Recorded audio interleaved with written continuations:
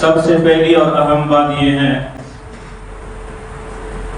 کہ صحابہ کرام تاریخی شخصیات نہیں، یہ بات ذرا سمجھنی چاہیے۔ صحابہ کرام تاریخی شخصیات نہیں ہے کہ کسی تاریخ کی نظر سے دیکھا جائے کہ تاریخ طبری میں اس کے لیے ان کے لیے کیا لکھا گیا ہے۔ طبری کی نظر سے نہیں دیکھنا چاہیے کیونکہ وہ مورخ ہے اور صحابہ کرام تاریخی بندے نہیں۔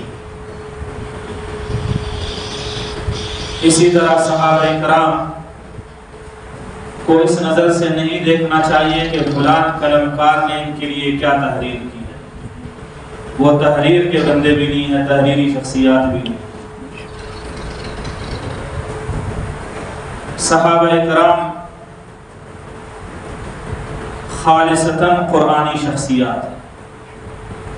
صحابہ کرام کو قرآن کی نظر سے دیکھنا چاہیے کہ قرآن کریم نے صحابہ کرام کے لیے کیا فرمایا،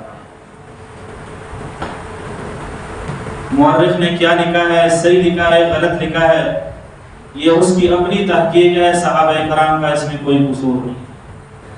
طبری نے کیا لکھا ہے، ابن خلدون یا ابن خلدون نے کیا لکھا ہے، فلاں قلمکار نے کیا لکھا ہے، فلاں سوانح نگار نے کیا لکھا ہے، اس پر کوئی اعتبار نہیں۔ اعتبار اس بات پر ہے کہ صحابہ کرام قرآنی شخصیات ہیں۔ اللہ تبارک و تعالی نے صحابہ کرام کے لیے فرمایا وَكُلًّا وَعَدَ اللَّهُ الْحُسْنَى، کلن ایک دو کو نہیں کہتے، کلن 10 اور 13 کو نہیں کہتے، 313 کو نہیں کہتے، وَكُلًّا وَعَدَ اللَّهُ الْحُسْنَى، صحابہ کرام کی پیاری اور ساری جماعت کو کلن کہا۔